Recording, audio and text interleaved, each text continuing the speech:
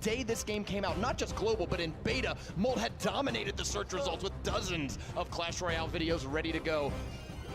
And Ted. Case for Ted. The Korean also worked in Clash of Clans for a long time before making the jump to Royale. Looks like he's going to start off with a little bit cheaper, slower Tombstone in the back, soaking some damage from Molt's Executioner here. Inferno Dragon is a good matchup against the, whoa, Giants! I called it, get wrecked from hand. We got a Giant Skelly out of Molt in here, moving out on that left lane. And I think the Inferno Dragon's gonna survive. Whoa, what a good tornado! Pulls them all in, and that Giant Skelly Bomb would have taken him out if it weren't for the Executioner. Great play there. You were wondering what kind of Molt is gonna show up today? It's the one who's here to ball out. So he has a 500 damage advantage over Ted. Ted has revealed his deck now. We got some sort of balloon deck. I think it looks more like a lava loon deck than a balloon cycle deck to me. So Molt's gonna have to figure out what he can do to stop it in the air. He's got the Executioner Tornado combo, but he's gotta play it in the right way, right? You can always juke and end up playing the balloon in the other lane. Killer plays as always from Molt. He's starting off a little bit slower this time. He's going to defend against this big Lava Hound push coming in from Ted. A Goblin Hut, the option of choice here to provide a little bit of anti-air and distraction for this big flying creator. My curiosity is if the Goblin Hut is far enough to pull it out. It doesn't look like it. The Lava Hound is just going to go right for it. The balloon plate on the far side, if it does come out, would also probably not go for the Goblin Hut. Great Executioner, though, picking off Lava Pups. And the Mega Minion is just chopping away at that Goblin Hut. Poor old Goblin Hut didn't last very long at all. One tiny little Spear Goblin is left. Can Molt turn this into a counter push, or is he going to be rebuffed at the bridge? These hits on the Tombstone, you know, they're unfortunate, but at the same time, Tombstone has a pretty short lifespan. So if you get just a little bit of damage on it, you can take it out quickly and nothing kills a Tombstone like an Executioner. The Axe takes the Tombstone out on the way in, and on the way out, takes out the Skeletons. Nice Tornado. Buys a hit onto that left side tower from the Executioner, taking it down to 1684. Another Executioner right on the nose. I was gonna say, the risk is he doesn't have Tornado anymore, so he cycled 1 card, 2 cards, 3 cards. He's gotta get 1 more card on the field. Oh no, the Ice Wizard gets frozen himself. Big advantage there for Molt as the Spear Goblin and the right side tower finished off that balloon. If that balloon had connected to the tower under a freeze, Molt might have dropped a tower, but instead, he's still in the lead, both in elixir and damage. Dude, this Executioner has a lot of health. I mean, he dies to a rocket, but he's got a lot of beefy stats there. He can hold on to pretty much anything else besides that. Giant Skeleton marching out in front, and it looks like he will be able to take out a big chunk of the defense set up by Ted here. Bob goes off, killing the Inferno Dragon. And he's got 2 Executioners now. This is not looking good for Ted's offense. The challenge for Molt is converting this into an actual damage. He's doing a great job keeping the Lava Loon off, but the Tombstone is pretty holding off a lot of stuff on his side. Poison goes down, a little bit of reliable chip damage from Molt here. He is all about that splash damage. Getting into that base hard on the left side, whittling it down as well as he can. I think that left side is actually still above half hit points, but Ted is slowly but surely losing this battle of attrition. Right side attacking this Lava Hound is not going to be able to block anything that Molt's sending in, and this Giant Skeleton's about to reach the tower. Molt smells blood as soon as the Lava Hound came down. He got it close, and that bomb is going to blow it up as Molt goes up 1-0 over Ted. Well played. Gaming with Molt is absolutely tearing it up right now. It's my favorite. The popcorn one's pretty funny too, though. Have you seen all 4 of them? Yes, of course I have. I haven't. I just noticed, though, this might be the 2 shortest names playing today. Molt versus Ted. I like it. Single-syllable names. Oh, yeah.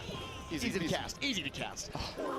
Here comes a log taking out the Goblin Gang, and the bats get picked off in short order. No damage dealt to that tower besides the few little spear thrown.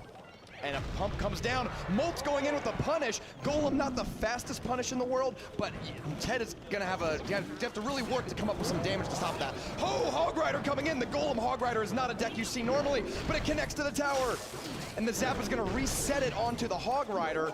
Not enough damage to take out those goblins, though. They have a little bit of health left. They will die to this Golem explosion, but that is a massive punish from Molt. Left side tower is gonna get taken out by these Golemites as they continue to pummel away.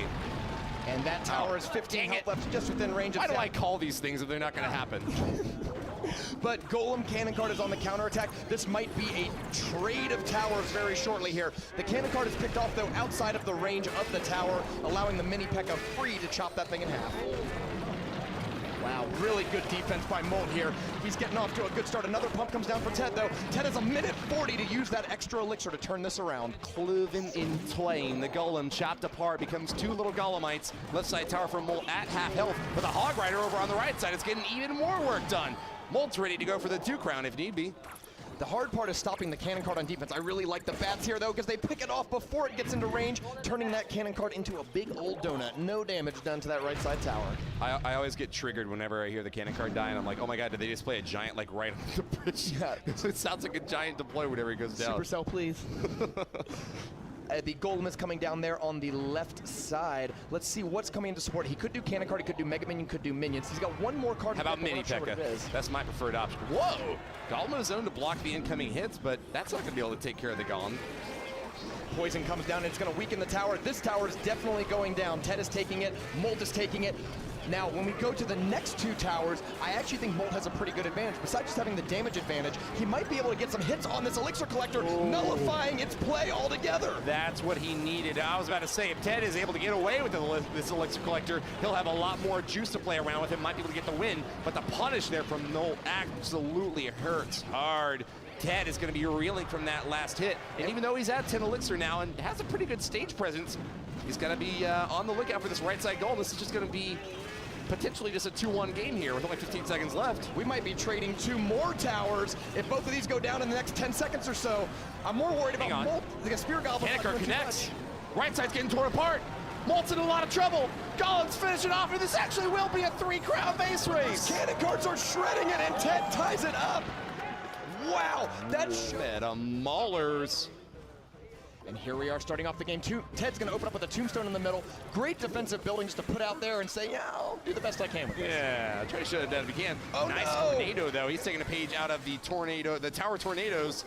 Well, we took... Tries to get the king activated, but nope. Yeah, so we mentioned earlier that it's possible to kind of miss tornadoes, and then it feels kind of bad. And it looks like that was a feel-bad moment there because the king tower did not get activated. Log rolls through the Musketeer, actually pushes her out of range. Unfortunately, she will survive as a result of that knockback. Let's see if Ted's going to leverage her in a counterattack now, trying to tear Molt's left side tower. Might have Miner in hand, but opts not to play it, instead to build the Elixir back up. Both these players are trending towards 10 Elixir, trying to build up whatever their game plan is. You never, like, some decks really like to constantly play and never hit 10 Elixir. Spellbait's one of those decks. You constantly keep the tempo up, Miner Poison, very similar. Not the case for either of these two decks, which seem like they're building up towards something pretty impressive. Spear Goblin's hut in the center. He's definitely focusing on the left side tower. Ted wants to go for the right. Oh, wait, maybe for the left? Oh, he's just clipping the Executioner and the tower and the hut at the same time. Good value. Good value. There, yeah. Nothing's going to die, but you're lowering the amount of damage the Executioner can do to your tower. You're lowering the amount of damage the Goblin Hut's going to do over time. And gets rid of that building in the middle of the field so you can play like Hog Rider or something. Ice Spirit a little bit too far away to be able to stop the Executioner out the back on that one, and Musketeer reaching the bridge just a little bit too close this time. Advantage for Molt as he goes on the counterattack with his favorite card, Giant Skeleton, marches across the bridge, but look out for this big ol' Mega Knight. Great pull there. Oh, it could have pulled him back maybe a little further. I think the idea there was to pull the Mega Knight so close to the tower that the Giant Skeleton would walk up, die within range, and still blow up on the tower. It's a great play and hard to pull off. Very hard. Gotta give it to Molt for even trying.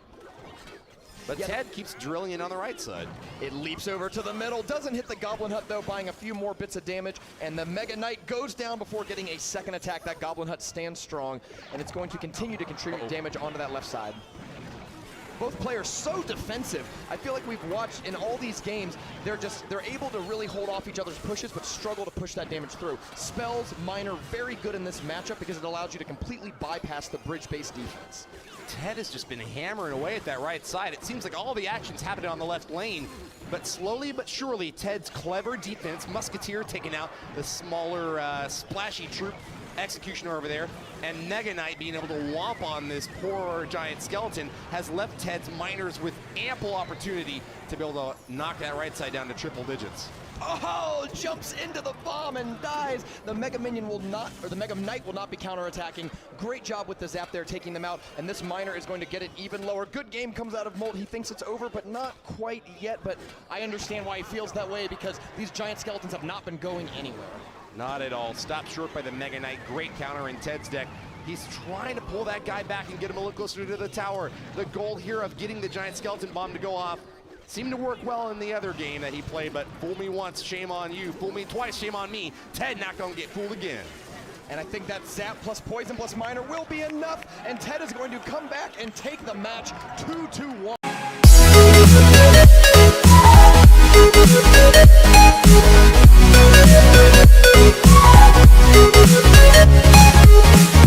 you.